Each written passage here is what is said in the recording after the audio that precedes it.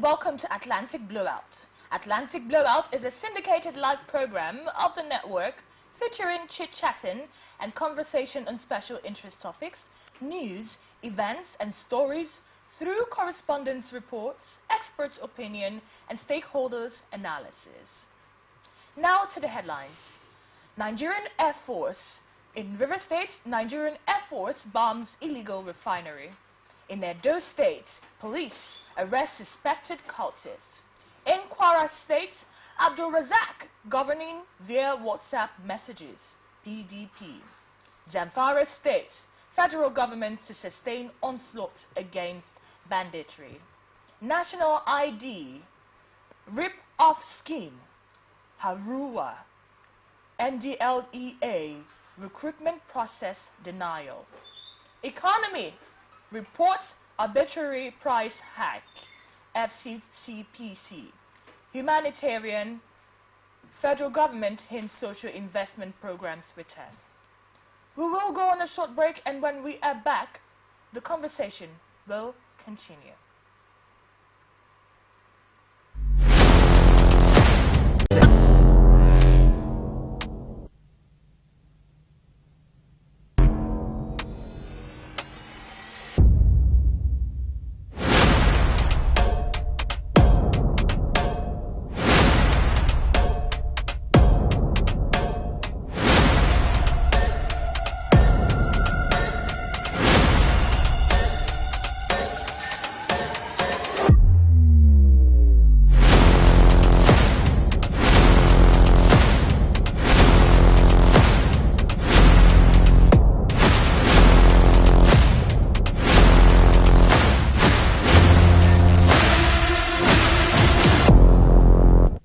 From the lines across the ocean to the land beyond the mountains, through the Sahara, we bring on sport news, live analysis, expert discussions on trending stories in politics, business, socio-economy, sports, and documentaries. So catch all the updates on the happenings around the globe. Stay focused on the fact today. Only on ATN.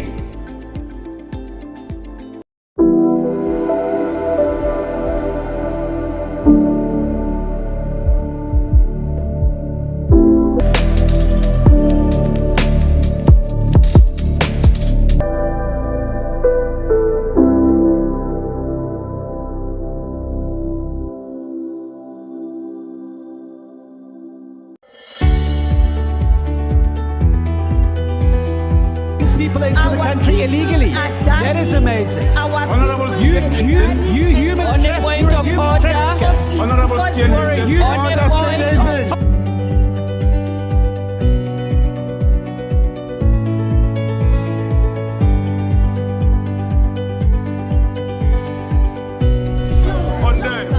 They are not picking our calls.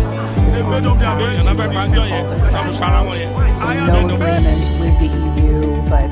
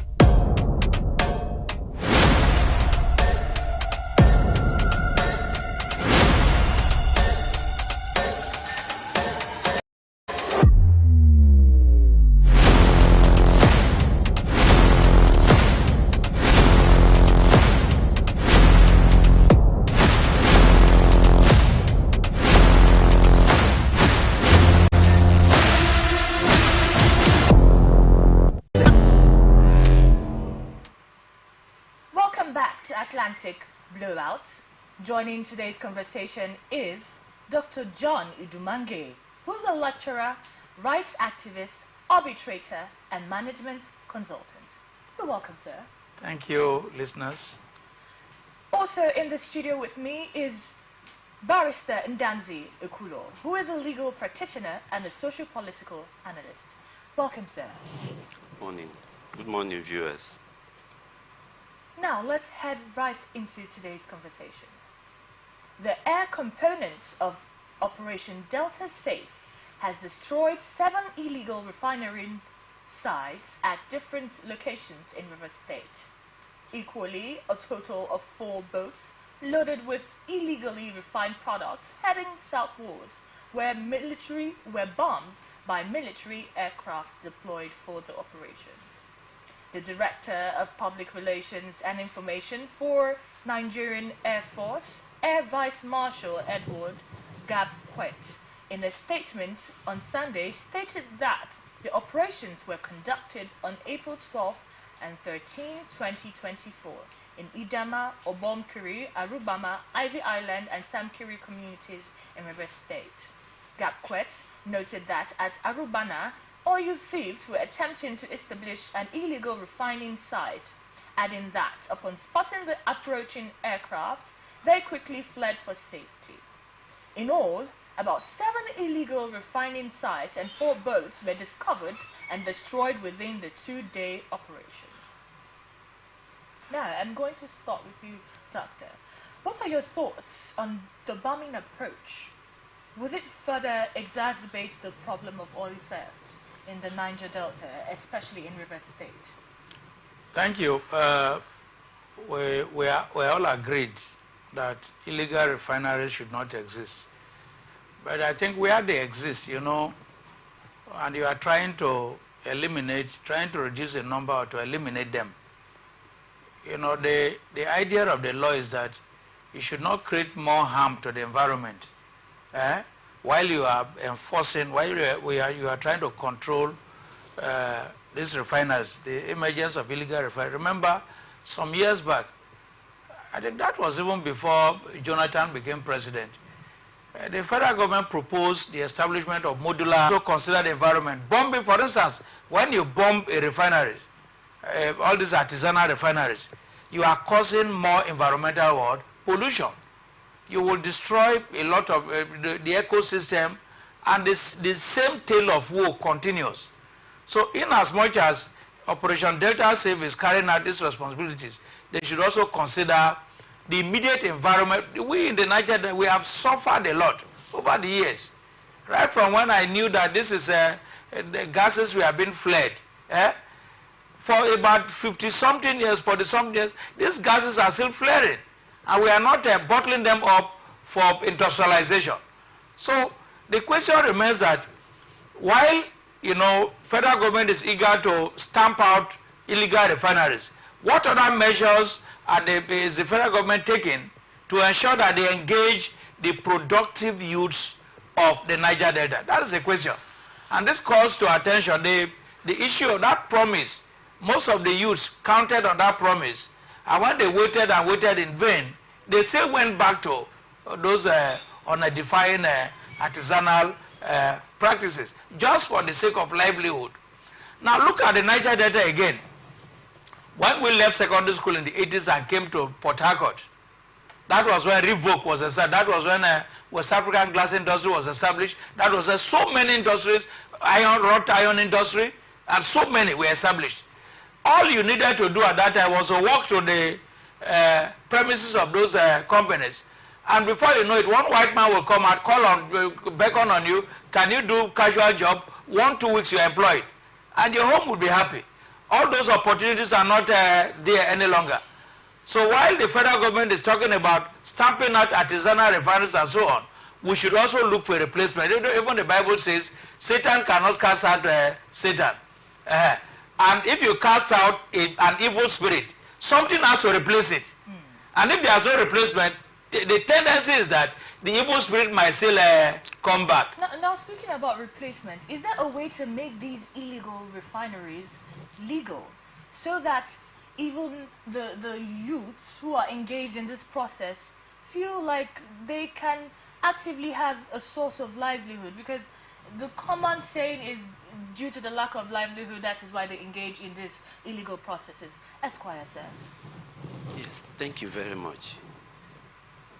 Just like a doctor said, that during the time of President Goodluck Jonathan, there was a proposal.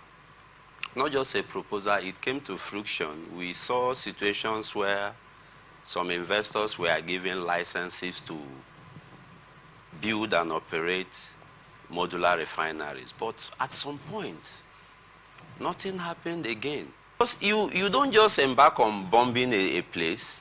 Just like doctor said, when you bomb a place, you cause more environmental harm. We are already facing deep heat in the system now. The heat is so terrible. So while we encourage the men of the armed forces to make sure that there is law and order in the society, they should also tread with caution. They can embark on arresting instead of bombing these facilities and the environment. Arrest them, bring them in, question them. And I believe also government have a lot to benefit from these boys. You don't just, destroy the place, destroy lives because someone somewhere commit. What kind of policies would you suggest to be made to aid these boys, or to aid the legality of the process and to avoid oil theft? Because the goal is to avoid oil theft in Niger Delta, in Rivers State, so that cases like this that cause more harm to the climate, to the environment, can be avoided. Because bombing seems to be the way now, destruction of this crude oil. What are your thoughts? My thoughts are simple.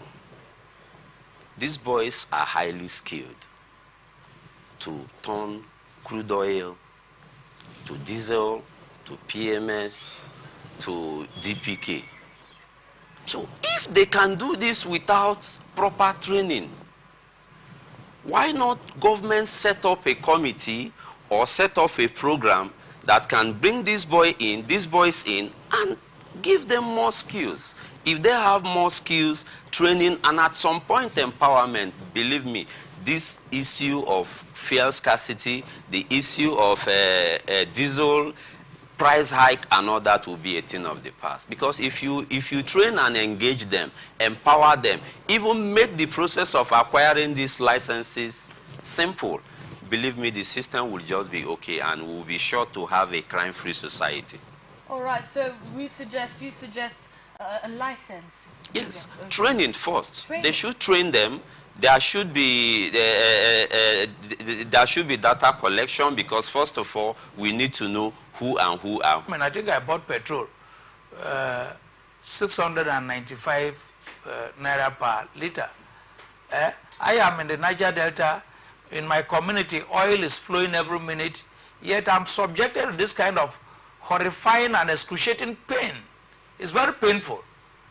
So, on the long run, we should also revisit some of these laws holding back the owners of the oil from operating these refineries. They have been deceived. The federal government has been deceiving us with the Port Harcourt refinery. Before the last Minister of Petroleum, Minister of State Petroleum Resources left, he was promising that the Port Harcourt refinery will soon start. Till today, that was well over 15 to 6. His property is in his land, and you have a land use act somewhere that denies him of, mining. Is it done in Zamfara? The gold reserves, the solid mineral resources, are they doing the same?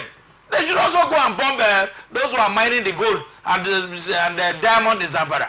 That is when there can be peace. So it is not enough to come and bomb, further destroy our environment. We are already suffering near ecological genocide in this region. So it's not acceptable. Operation Delta Save should be able to wear a human face to be in implementing certain directives from the federal government. Thank you. All right. Operatives of the Edo State put the suspect with one brand new pistol. During the investigation, the suspect confirmed having illegal weapon. Wabozo said the suspect would be charged in court as soon as the investigation is concluded. The prevailing issue of cultism in the South with the Edo situation as clear citation. How can Nigerian youths be educated on the consequences of these actions? Doctor, you are a lecturer, so I'd like you to give us more of an insight. Well, all of us know the beginning of cultism in Nigeria. The fact is that, cultism, as bad as it is, it will be very difficult for government to stop it. Why? Because even the high and the mighty in society, where will you go where you not see? If, for instance, as a father, if I'm an Ogboni man, and my son belongs to any street cult, what moral right will I have to tell him, look, leave this thing you are doing is bad, and so on? So it is part of the social malaise we have come to live with. But, the federal government must work out. It's not just imposition from above. Yes, cultism as it appears, it is a crime in Nigeria, punishable for 21 years. Then if you add the possession of illegal firearms, depending on the state, then you add unlawful assembly. So it means the person invariably, if convicted, should be getting like 28 years. Our youths on how to, not to get involved in unlawful assembly, as the law terms it, and not to indulge in cultism. There has to be reorientation of the public, because it is a moral decadence in the society that is already becoming a norm. So for you to cut that moral decadence, the government needs to reorientate. It should be a government concern here now, because the immediate families, it is beyond the immediate families. Parents are not able to curtail these excesses anymore. Yes. So the government should embark on radical reorientation of the youths, because the idea of the law, like Doctor said, is aimed at punishment. That is the Nigerian factor. But it shouldn't be so. The law should be aimed at punishing, reorientating, and reintegrating the offender back to the society when the person serves out his or her jail term. But the reverse is the case in Nigeria. So I think both the offender and the prosecutory agencies have a lot to do. The government should empower the National Orientation Agency. I don't know why that agency is so dormant. This is an agency saddled with responsibility of orientating and reorientating of the public. But we hear nothing about the NOA. So this is a call, it's a wake-up call for the government, because if our youths turn to cultists, the society will be in shambles. And we can imagine what will happen in the next 10 years if this menace is not curtailed. So I will advise and I will advocate that government should re-empower the National Orientation Agency with the mandate of reorientating our youths, not just cultism alone. There are other social vices that the agency should talk about, like the menace of drug addiction. Drug is littered all over the streets. So experts need to talk to these youths, make them understand the dangers in some of these behaviors and the need to pull out of it. All right. The People's Democratic Party, Kwara State branch, has accused Governor Abdul Razak of governing the state via WhatsApp messages. The party also chided Abdul Razak for neglecting the road projects in the state. The party expressed its disappointment at the governor for showing more concern for the federal government-backed Lagos to Calabar road project, rather than prioritizing the roads in the state. The PDP said, "We are deeply concerned that during a recent high-level meeting with the president, Governor Abdul Razak chose to discuss the 700-kilometer Lagos-Calabar Road Coastal Project instead of addressing critical infrastructural needs within Kwara State." notably the deplorable state of the less than 200-kilometer Ilorin-Omo-Aran, Ilorin-Kayama, and other roads which are vital arteries for residents and businesses. The PDP also urged the governor to return home and see to the development of the state, adding that the governor's vacuum in the state is unacceptable. Our governor has since relocated his administrative base to Abuja, governing Kwara State via WhatsApp messages and fake photos parade anytime he comes home. This is unacceptable and indicative of a governance vacuum in our state, which has almost relegated the state to one of those badly hit by insecurity, banditry, terrorism, poor health and education infrastructure, where pupils learn on bare floors or under the trees. A good example is the Kankan local government area school, Asa local government area, reports by the BBC News. Now, let's get your reaction to PDP's complaint. I guess Kwara State is being ruled by APC. Is it an APC government? Yes. So this is a kind of criticism coming from the opposition party. But I have this to say, you know, in Nigeria, all the governors have a rentier mentality. Rentier mentality in that, you know, of course, if you look at the way revenue is collected and allocated in Nigeria, all the revenues are collected by the federal government. Then, towards the end of the month, by the end of the month, the federal government calls on the state governors to come together, come to a revenue allocation meeting or whatever, and begin to use a long knife to share it. This one belongs to the state. This one belongs to the local governments and so on. So more or less, the governors and the local government chairmen are now rent collectors. Yes. So because of this rentier mentality, governors find it very fashionable to travel to Abuja and stay there for as long as they want to stay. Now, that is an aberration of democracy, because democracy is supposed to be government of the people, by the people, and for the people. We expect a governor to be close to his people, to always know what is happening, to be a grassroots man, to know what is happening at the local government level, to know what is happening in the communities. There should be, you know, a periodic, you know, assessment of what is happening, even in the various local government areas. That is what we expect democracy to be. But it's not only Abdurrahman Abdurazak that is doing that. Let me say this. So many governors go to, and that is why, the first thing a governor does when he takes office is to see how he could build or buy a house in Abuja.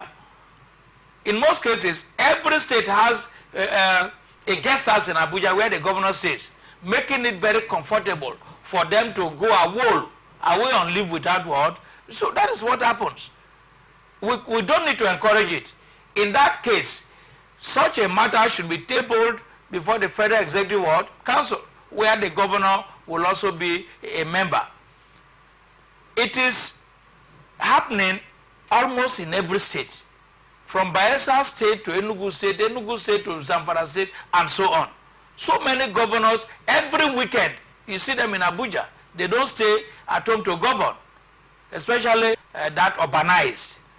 So our emphasis here is that if we must emphasize the practice of democratic governance, the federal government should come up with a law concerning the number of days. A governor should, you know, we have a number of days the lawmakers have to sit, is it not? Yes. There should be a number of days a governor should stay at home to govern his people. Because when you are at home, people will come, chiefs will come and see you, explain their problems to you.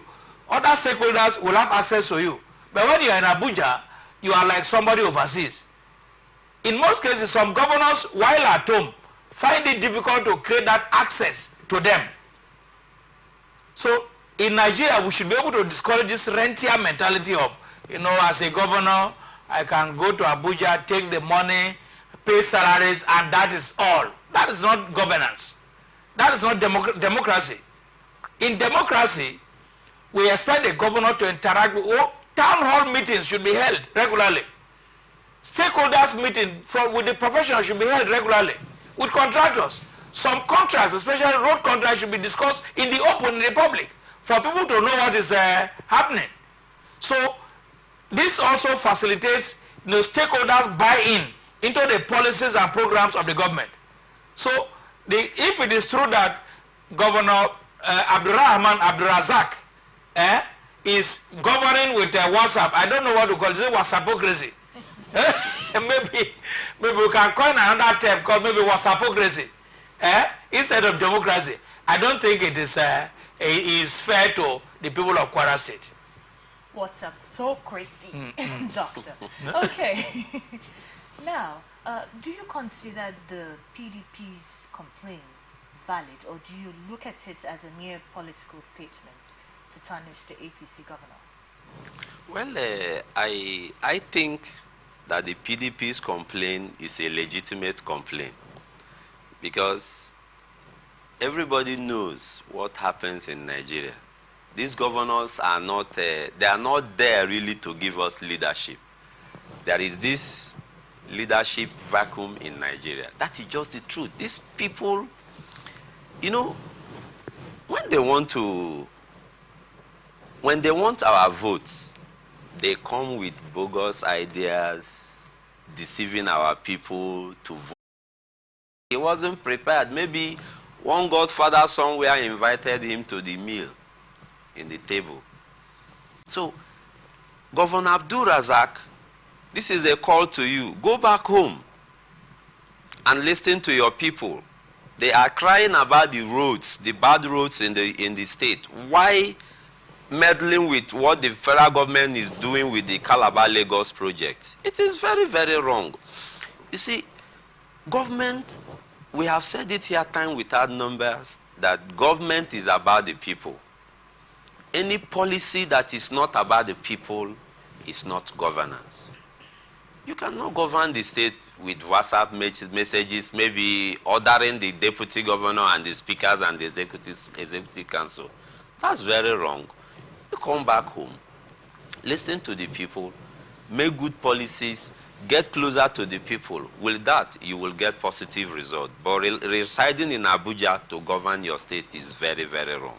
We stand to condemn it. We join the people of Kwara to say, Governor, please come back home and govern your state properly. All right, so any other thing to add to this? Well, the little thing to add is that, you know, there's now a reform in the National Assembly. There's a Constitutional Review Committee that has been set up. I want that committee to factor in some of these comments. Till today, the governors are sitting at home, but not so with so many other states. Of course, in the state like Lagos State is like Abuja, so you don't expect that man to travel all the time. So the Constitutional Review Committee should factor some of these things in. Governors should stay at home to listen to their people. Thank you. All right. President Bola Tinubu has reiterated his administration's commitments to sustain military onslaught against bandits in Zamfara state. The president has also urged the state governor, Duarte Lawal, to provide regular updates on the security situation in the state. President Tinubu assured the governor that he is committed to ending the menace of banditry in the state, adding that he had ordered a sustained military onslaught and deployment of more troops to Zamfara state. He requested regular updates from Governor Lawal regarding the state's security situation for effective collaboration in the fight against banditry, the statement said. Now, is the federal government fight against banditry in Zamfara state via security agencies' collaboration a possibility in the course to end this issue? Well, the issue of banditry is has become a cankerworm. It's a scourge. In fact, it's a blight on the body politic of Nigeria. Some years back, we never heard of it. This whole thing started, I think, 10 years or so ago when the Chibok kidnapped. We have so many people were kidnapped. A situation where schools are not safe, where medical facilities are not safe, where banditry, the bandits seem to be gaining upper hand over and above our military establishment. Such a situation can no longer be tolerated. I am in support of President Tinubu. If Tinubu can do anything, if he's going to deploy so many military men, servicemen to that place to ensure that this menace is stamped out, I agree. Because, come to think of it, banditry has affected the investment profile of the state. So many companies are leaving Nigeria because of insecurity. Not only because of it, but partly because of insecurity. And the other one is lack of infrastructure, especially power infrastructure. Now, sir, do you think that the presence of the natural resource gold in Zamfara is a major cause of this? It's a major attraction, just as you have illegal refinery going on, refineries being operated in the Niger Delta. Gold is an attraction, you know. And like in the Congo, this thing has happened in the Congo, for Congo Democratic Republic, where they have a lot of, I think it's the second richest African country we have in the world. I don't know of it, but some years back, Congo Democratic Republic was the second richest African country after Nigeria and South Africa. So if they are going to make a law to ensure that the so-called derivation formula will apply in the mining of solid mineral resources in Zamfara, that will be okay. But you see people mining the gold and the diamond. Maybe we don't even know where they are taking it to, where they are selling it. Maybe they sell it in the open market, I don't know. But if the laws applicable to crude oil can also be applied to solid mineral resources in Zamfara state, things will take a different turn. All right, what's your take on the issue, this particular issue of banditry? It's very prevalent in Zamfara state and it's been a major concern for over a long period of time now. 5 or more years? Yes, I think the issue of insecurity generally has to do with political will of the federal government to solve this problem once and for all. Banditry, just like Doctor made us to understand, began some 10 years ago or more.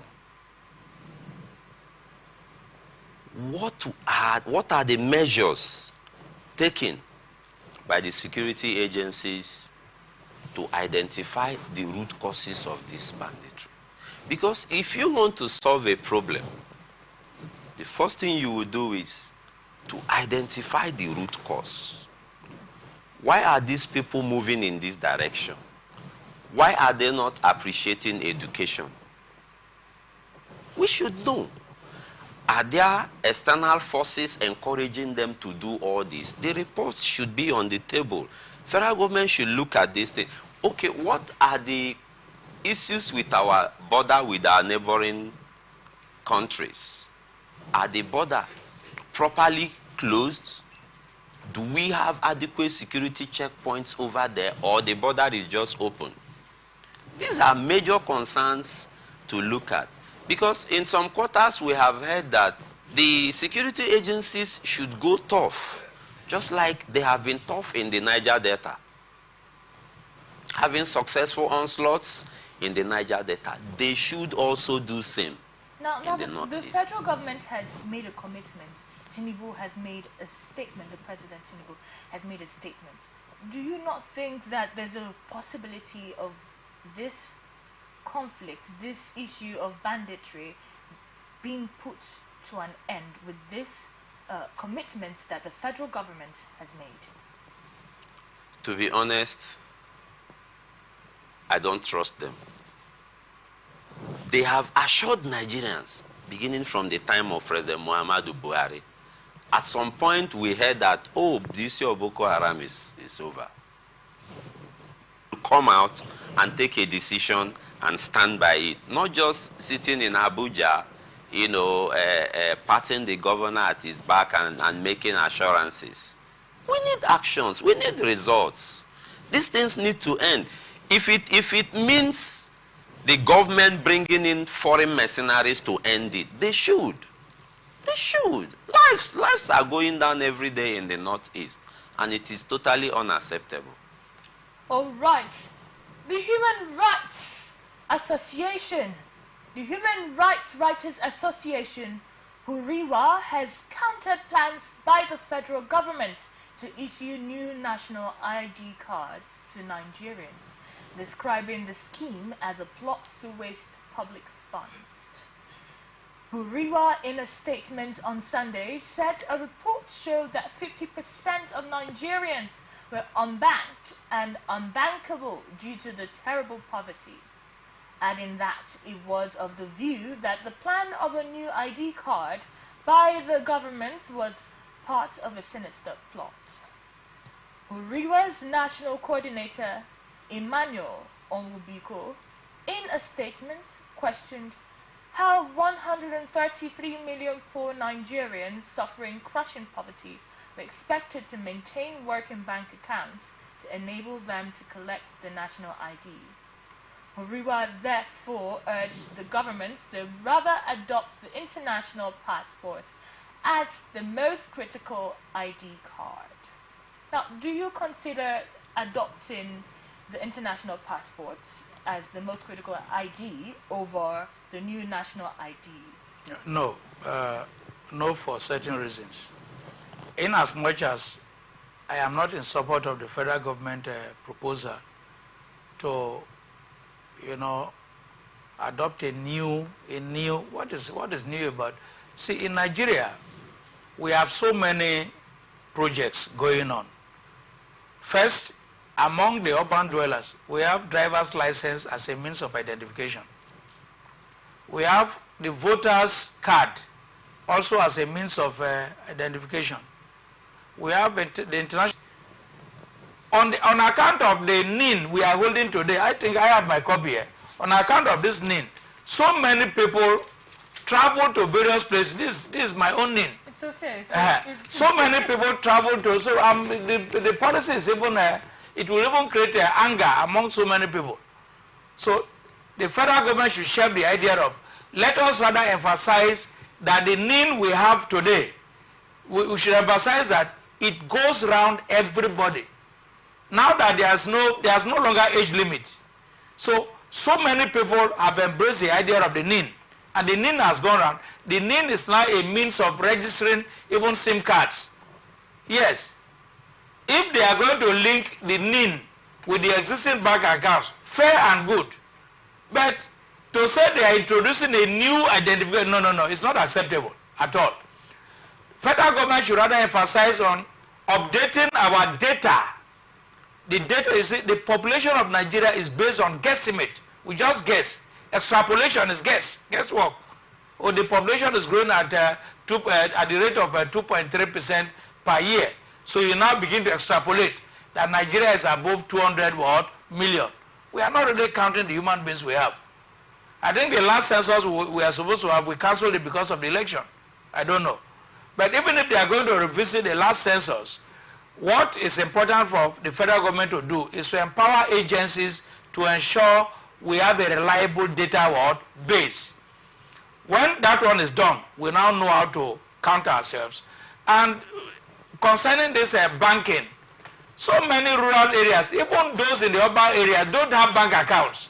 So how can the federal government empower empower these agencies to have for us to gather a strong database? Number one, you need to train some of the people in analyzing data.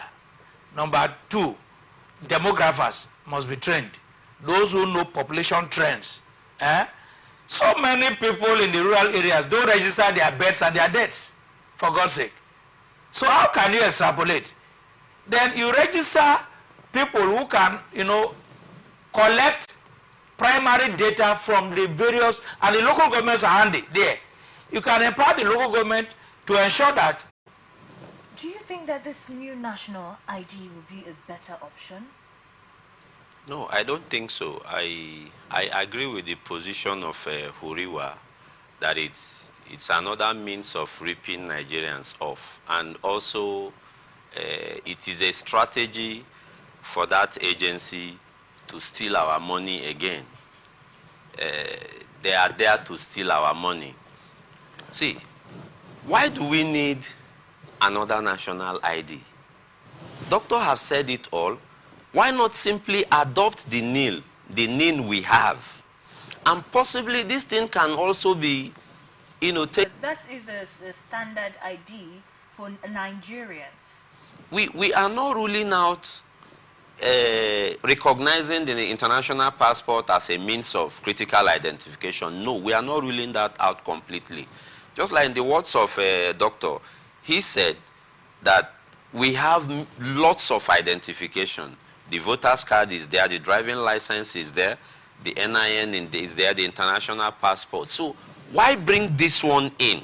So, rather... Do not have to queue up.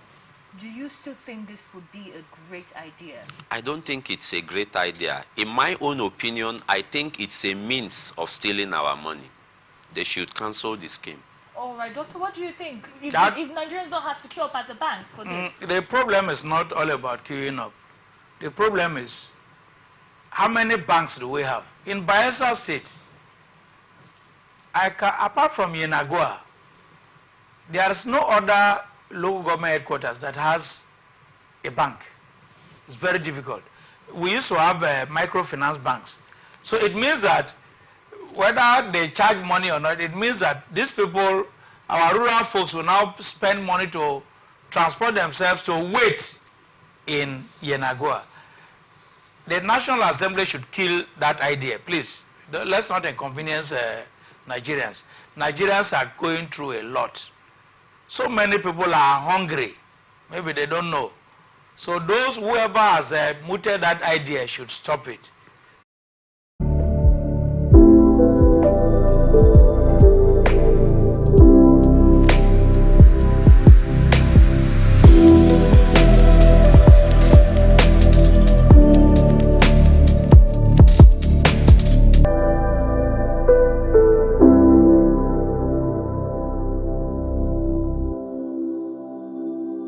Illegally. That is amazing. Honorable You human trafficker.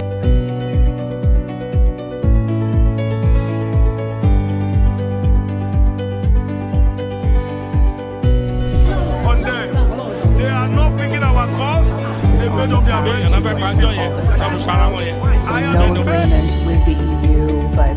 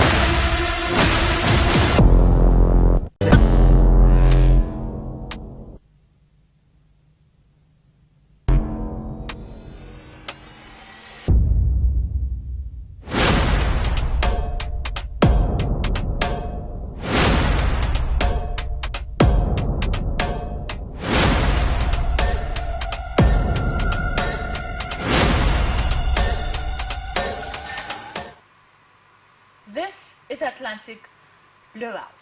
The conversation is still on. The National Drug Law Enforcement Agency said on Sunday that it was not recruiting and cautioned members of the public against being duped. Mr. Femi Babafemi, in its director of media and advocacy, told newsmen he was not aware of a publication announcing that it was recruiting.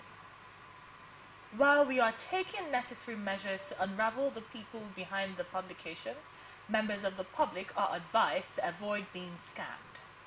The agency would like to emphasize that no recruitment is currently taking place. In due time, any information about recruitment will be shared on our website and our official social media platforms alone, it stated. Judging from this situation, what do you think should be done to people who spread fake news? Barrister, I'll let you take a kickstart on this. Yes, firstly, spreading fake news is an offense in our country. Okay? And I think the National Assembly, with this ongoing constitutional review, should be very particular about the offense of fake news, because fake news has damaging effects on the society generally. Imagine people spreading fake news that NDLEA is recruiting. Possibly some Nigerians may have expended some money to wrong hands. Definitely, because we are grappling with lots of unemployment situation in Nigeria. So whenever a news pops out that employment opportunities are out, believe me, Nigerians act spontaneously because they want to get involved with the process. So I would rather advocate that anybody who spreads fake news should be arrested, prosecuted, and made to face the law, so that it will serve as deterrent to those social media practitioners who peddle in fake news. So they should be discouraged. Are there legal implications to those who peddle fake news?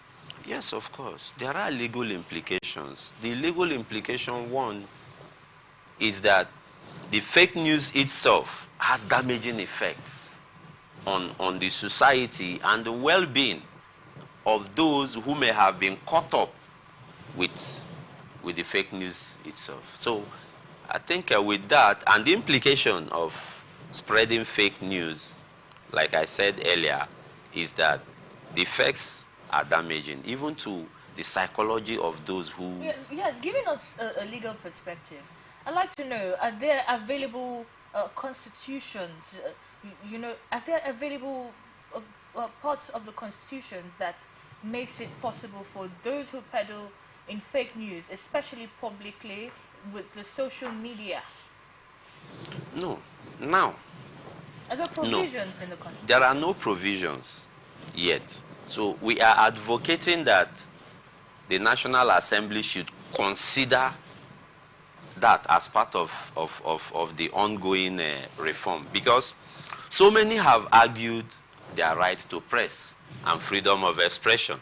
So it has been very difficult to prosecute anyone currently, who spreads or posts anything on the social media.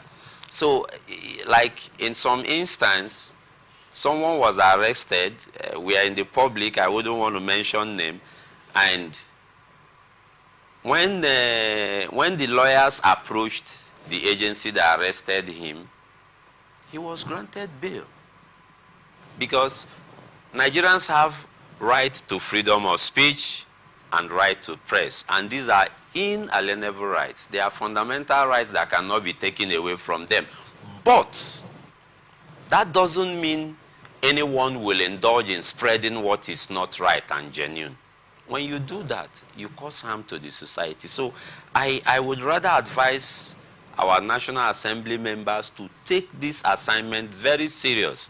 There needs to be a clear-cut position in the laws stating clearly that if you indulge in this, you will go in for this. I think by the time that is properly done, it will serve as deterrent to those bloggers and people who have dubious minds, those who want to part away with our money.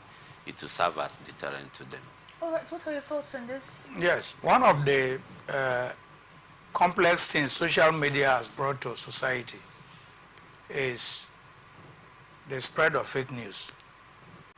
And not only do they spread fake news, they also use the social media platform as a means of extorting money from the unsuspecting public. Now, in this case, it's not just, it wasn't social media that was used, it was a publication that was made. So, looking at the publication now, and he has come out to say that he is not aware.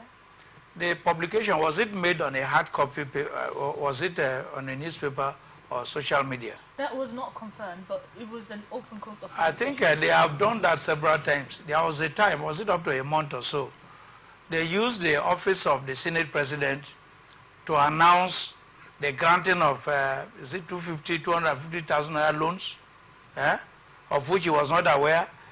There are times they even use the office of the Presidency to announce that loans have been granted.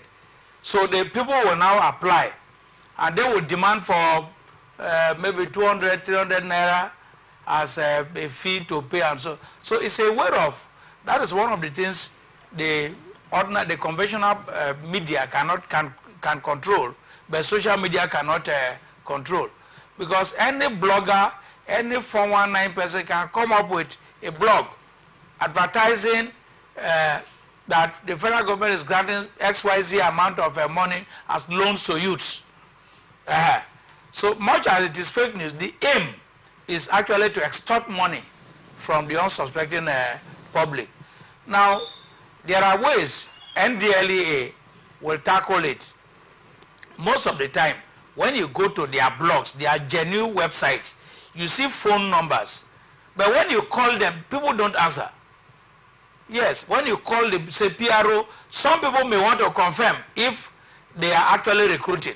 But when they go to their website and call those phone numbers, it is very difficult for anybody to answer.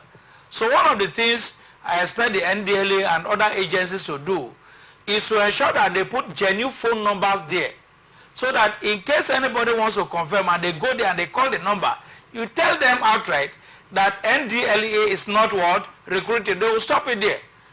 So many people might have fallen victim to this NDLEA recruitment because of the high, the increasing menace of unemployment.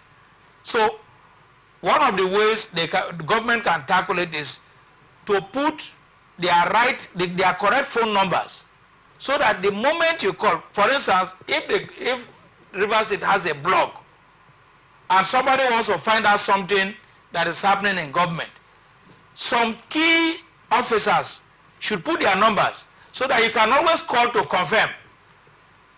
In Bayelsa State, there was a time the governor, that was not under Dixon, the governor published the phone numbers of all the commissioners, or published the phone numbers of all the SAs, he published phone numbers of all the top government functionaries, so that when your number is called upon, if somebody wants to find out if the Ministry of Trade and Investment is undertaking so-so project, you call that number and somebody will answer you.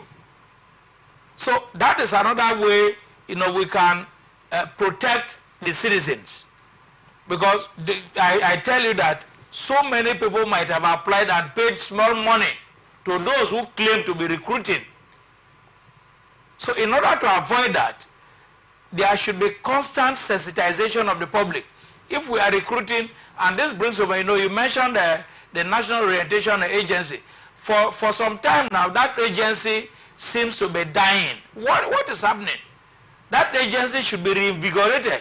That agency should be well funded to disseminate information, to create awareness. That is part of their function. on government policies and programs, so that people are not honestly what? Scammed. Monies are not honestly taken from those who are already starving. The youths are eager to work. The youths are eager to get employment. So such advertorials will make them to pay even as much money as possible with the intention of getting a job. It is not only applicable to NDLE. So many, if you look at Facebook now, you see so many blogs advertising this, some advertising loans. There are loan apps granted by the federal government, I don't know, the Ministry of Finance. So most of these things are fake. But because people are not aware that they are fake, they become victims. So NDLEA should be able to, in their genuine website, should be able to write down the phone numbers of persons they can contact in the event of any recruitment or any program and any other event in the agency. Okay, how can agencies like such as NDLEA, other agencies too, have a smooth communication process with the citizens concerning recruitment processes and every other information they would like to pass across to the general public? Yes, I would suggest that the agencies should have a toll-free line where Nigerians can call in. And please, when Nigerians call in, someone should pick up. Because in the words of doctor, you see, we have had situations where you find an official number of an agency and you call severally, no one picks. So definitely somebody should be saddled with the responsibility of a customer service consultant who takes this call and gives feedback to the people. Because when responsibility is saddled on a person, there should be feedback mechanism. If this feedback is not there, there will be a miscommunication. And that could lead to big communication breach. And if that happens, people will be misled entirely. So there should be this feedback mechanism by giving us an official toll-free lines. For example, we have sometime when the Commissioner of Police in Rivers State assumed office, he gave public the area commanders, the DPOs, the unit commanders, that the public can reach out and make complaints. That's a commendable one. So we would advise NDLEA to also tow that line. Give Nigerians a toll-free line where we can call in and get this thing done once and for all. All right, the Federal Competition and Consumer Protection Commission has vowed to take action against businesses engaging in price fixing. The Commission made this vow in a statement on X, formerly Twitter, on Sunday. The statement read, "The FCCPC acknowledges that the rising cost of essential goods impact customers, impact consumers' well-being and economic stability. While we recognize that the Commission cannot directly control prices, we are committed to safeguarding consumers' interests and ensuring fair market prices, necessitating fair pricing. Arbitrary price increases stemming from practices like price gouging and conspiracy to manipulate supply violate existing rules." It added, "We encourage consumers to remain vigilant and report unfair trade prices to the FCCPC." Now, do you think that this move by the FCCPC will make any impact in the current markets, skyrocketing prices in the country? I don't think so. I don't think so, because the role of the FCCPC, it's not about price control. Okay? One of the challenges we have in Nigeria is duplication of offices, duplication of agencies and institutions. If you look at the FCCPC Acts, the rules are almost in synergy with what the National Drug Regulatory Agency, the other agency headed by Dora sometime, NAFDAC, the role is similar. So why not merge some of these agencies together and make them effective instead of duplicating their offices and slicing their roles? FCCPC is only delving into an area that is not their jurisdiction. They cannot determine market forces and price regulation, because price regulation is not a statutory role of the FCCPC.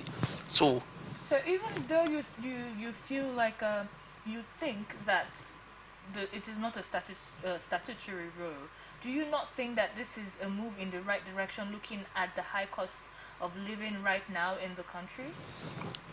Yes, it is a move in the right direction because it is something affecting the ordinary Nigerian. But the thing is, do they have the wherewithal to make that happen? The answer will be no.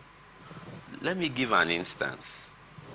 The cost of diesel, okay, have affected production in Nigeria. That's why most of the manufacturing companies are exiting to our neighboring nations.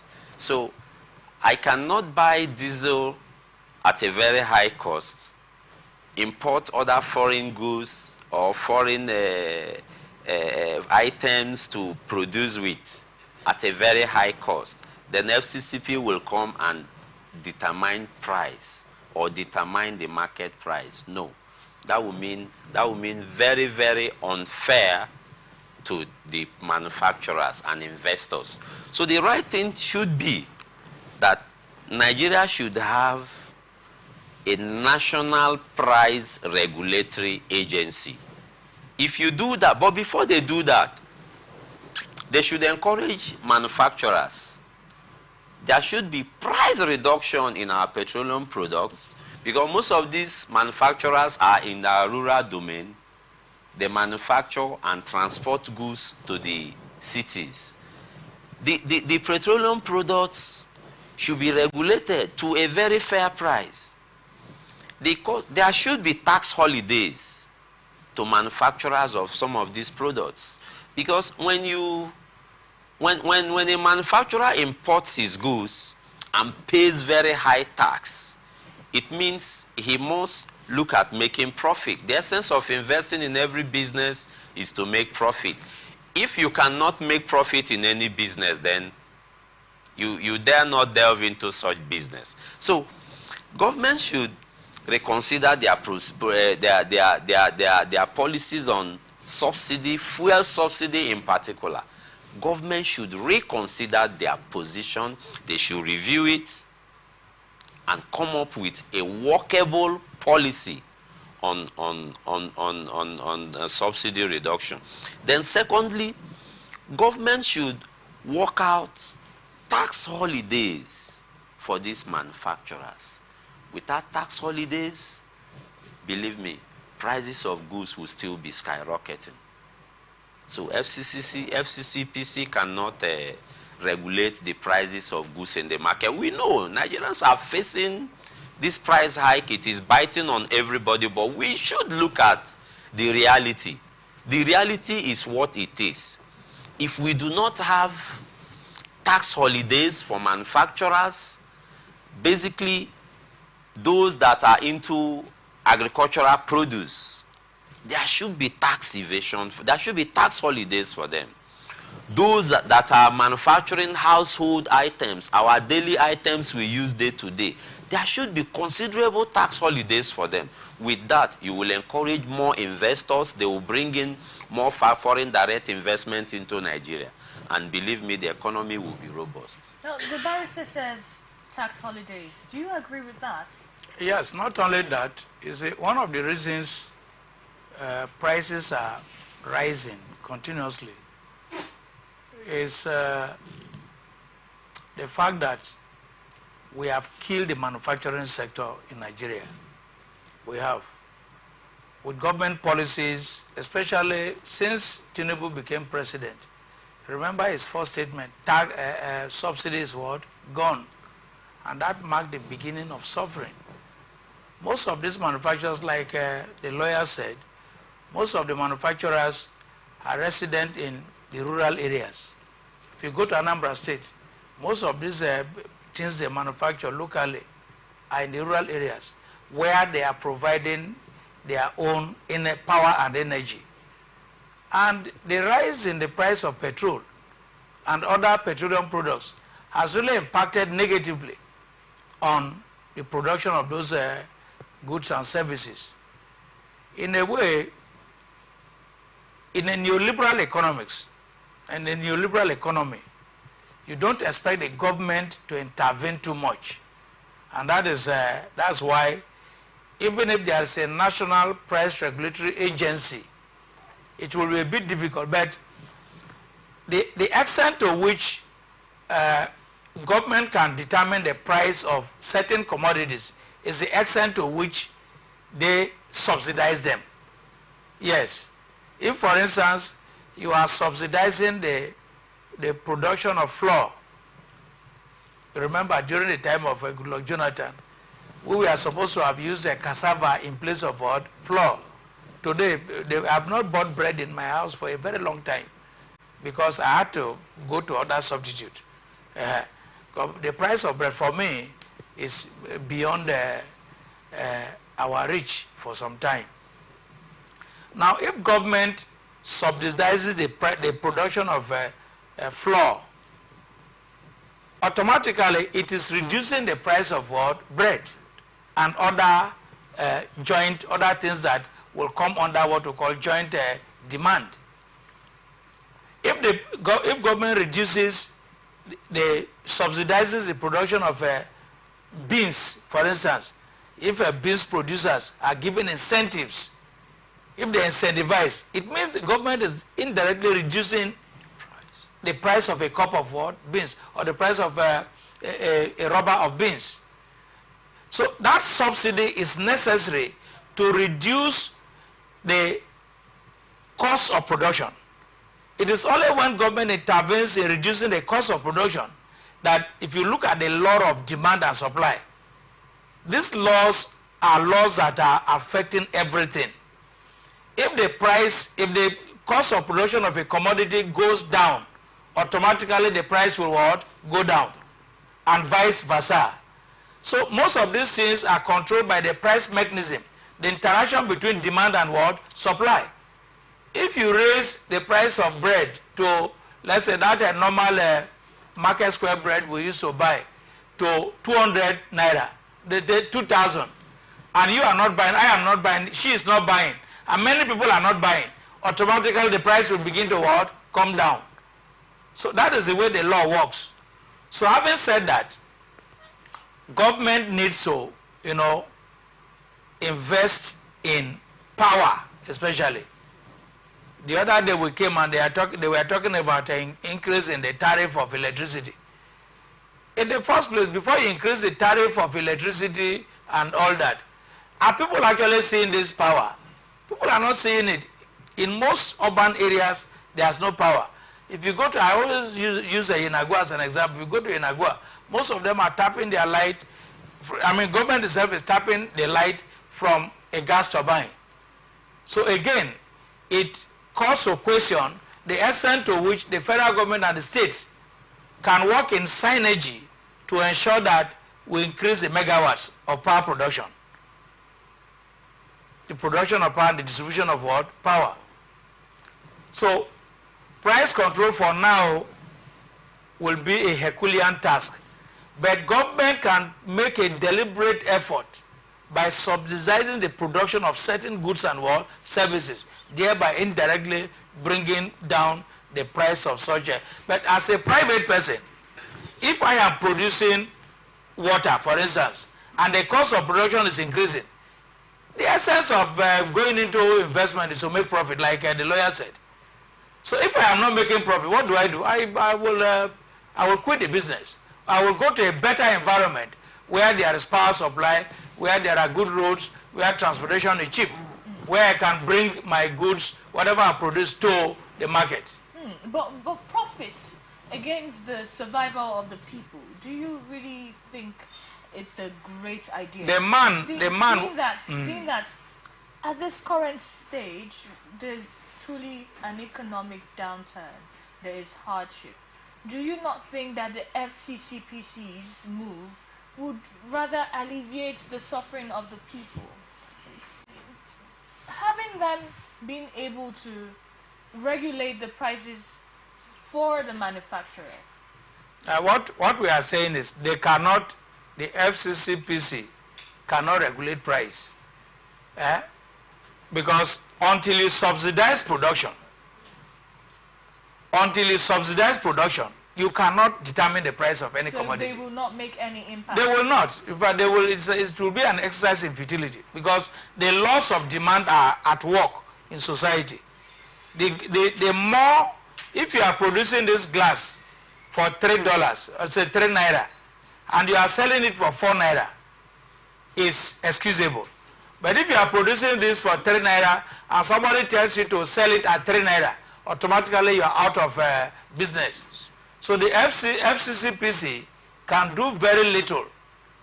So the federal government should, all these monies they want to throw around in social investment, use that money to, encourage manufacturing.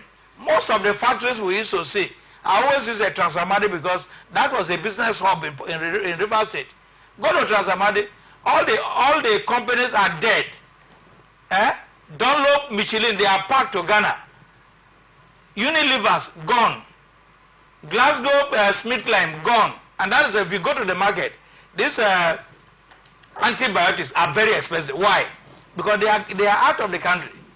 It is either they are out or they are almost going out of Nigeria. From December till today, 12 to 15 companies have left Nigeria. And we are talking of price control. What price are you controlling? In the first place, what are we producing that you want to control the price? You allow people to produce before you control price. In the first place, all the things we are producing are leaving the country. So what do you want to control? If we are not producing anything, what price do you want to control? FCCPC will not create any impact. Thank you. All right. The conversation is pretty heated. We will go on a short break, and when we are back, it is going to be quite an interesting shootout. Okay.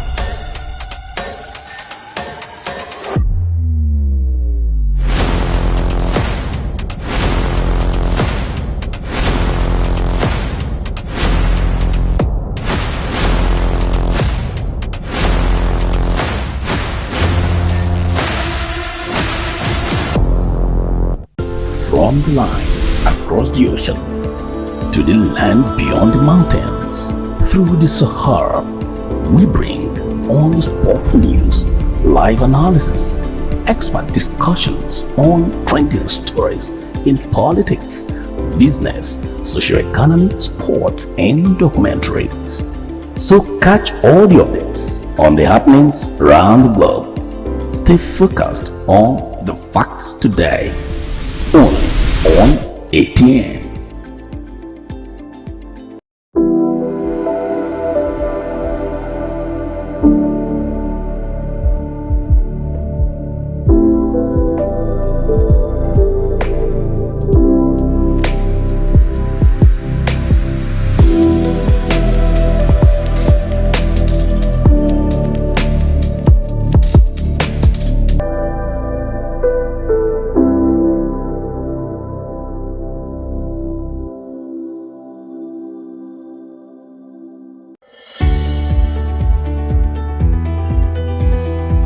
People into the country illegally. That is amazing. Honorable You human On the point of order. Honorable On the point of order.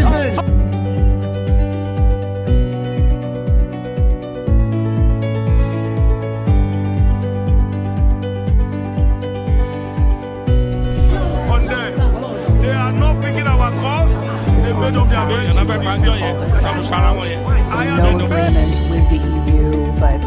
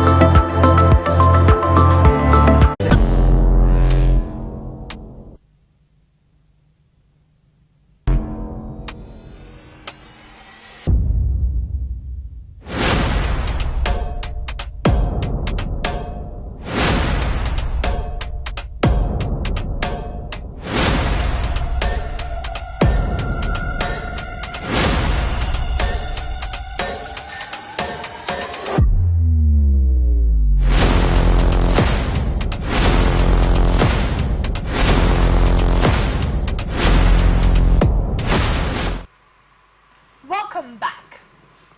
The Bola Tinubu-led federal government has disclosed plans to resume the social intervention programs coordinated by the National Social Investment Program Agency. The Minister of Information and National Orientation, Mohammed Idris, made this known in Kaduna on Saturday. Recall that on January 12, President Bola Tinubu suspended all programs administered by the NSIPA for 6 weeks as part of a probe of alleged malfeasance in the management of the agency and its programs. The President also suspended the Minister of Humanitarian Affairs and Poverty Alleviation, Betta Edu, on January 8th. The Minister, however, did not state when the suspended programs will recommence. Idris also added that 15 million vulnerable households will receive 25,000 naira conditional cash transfers for 3 months, among other interventions. Doctor, do you think this is a welcome development? And do you think this would really make any impact in bettering the life of the common man at this moment?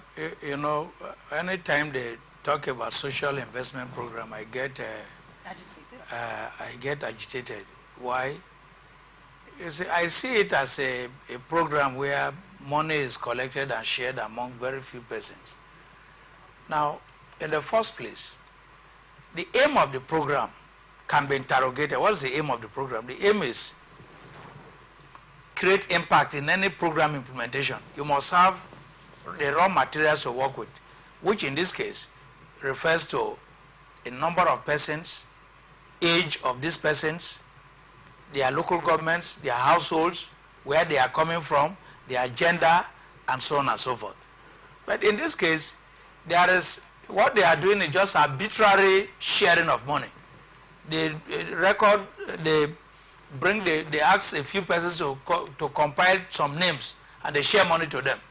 The N-Power project I am not saying Betta Edu should not come back, but she can head another agency to ensure that monies get to the real farmers so that they can use the money, such monies, to produce enough food.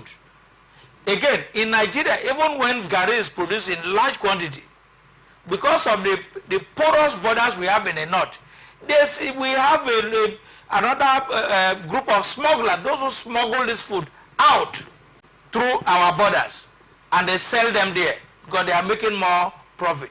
So if we can take care of our borders and invest more in agriculture, Nigeria will soon be out of the cost of living crisis we have been plunged into. All right, Barrister, do you think a 25,000 naira conditional cash transfer amongst families in Nigeria is enough to hold a household in this current situation? No, I don't think so. And if I were Mr. President, I would stop that scheme. Because that scheme is becoming a cash cow for those who claim to be implementing the policies. The aim of the social investment scheme ordinarily is targeted at alleviating poverty from the poorest of the poor, creating job no matter how little the job looks, and also training the beneficiaries on soft skills. But the reverse have been the case. Where in the country can anyone point at and say, this is a training center built by this agency with the intention of training us? No, we can't find any. They just look at earmarking funds for this program. Once in a while, they will transfer 25,000. Before, I know they were paying 15. At some point, they paid 20 to beneficiaries. Then, the federal government, have they at any point audited the accounts of this agency?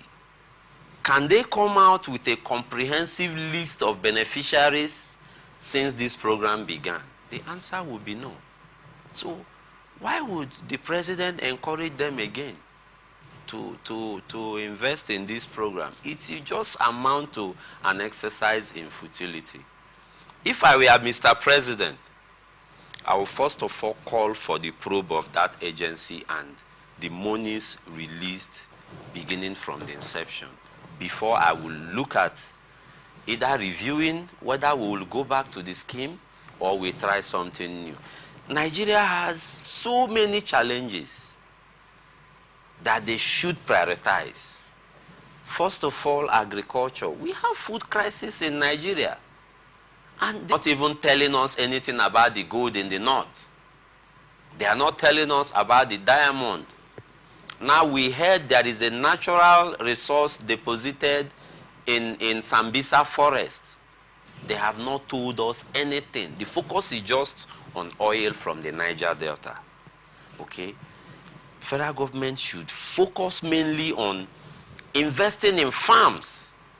If we have enough foods, the food crisis and food inflation we face today in Nigeria will be a thing of the past. They should stop this scheme.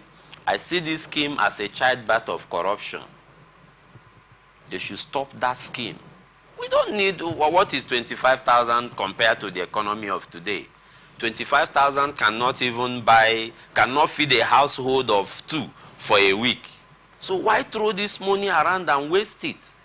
Now they have come up with price hike on electricity. What is the challenge in hiking the price? If I were him, I would channel this fund. So, okay, we have these challenges. Let us prioritize. The first target is agriculture. How are we funding agriculture? If we release this money meant for agriculture to the beneficiaries, will this money actually get to the beneficiaries? And what is the monitoring and evaluation system to track the funds released to the beneficiary? Are those saddled with the responsibility of giving out these funds? Are they actually giving these funds to the beneficiaries? This should be the vital question Mr. President should be asking this agency and other agencies at this point, not to approve everything they bring to him. Mr. President, Nigerians are looking up to you. Okay, we voted you in because you told us it's your turn, and we believe that since it's your turn, you will fix the nation. Please stop. Mr. President should stop approving whatever these heads of agencies bring to him. He should look at this thing. We know there are lots of SAs around him. My big friend Ajuri is with him. Ajuri. These are good minds, sound minds that could look at some of these things. Forensic accountants should be employed to check and audit which accounts received these monies from day one. You see, Nigeria, Of Nigeria, and identify one well-equipped training center. One of them was to train them in computer literacy. What the beneficiaries do is when you send the money to their account, they use it to buy gari to eat. So the essence of the program is defeated. Skills are not acquired. Monies are not sent to the right people. More or less, what they have done is to create another cesspool of corruption there. So the social investment program, trader money, farmer money, the N-Power, the conditional cash transfer, and other components of the program, they all constitute another layer of inefficiency we are funding. So I will appeal to the federal government to scrap the social investment program, and if possible, give the Ministry of Humanitarian Affairs another mandate entirely. That is, if the ministry must endure, a different mandate should be funding. The essence of government is not to share money. No. If the money can be used to provide for social security for 1, 2, 3 years, they are not paid. Some die without receiving any benefits. So all these are areas the federal government can look into to ensure that these policies are implemented. But as for the social investment programs, they have not created the needed impact on society. And that is why we are still like this. And that is why unemployment is still very high. It is even better for them to say, okay, let us use this to revive the manufacturing industries so that a few of our graduates can be employed. I think that's a better way to go. All right. Trainings over handouts. Remember, the talk is for development. This is where we wrap it up on today's episode of Blowout. Thank you so much, Dr. Odumange.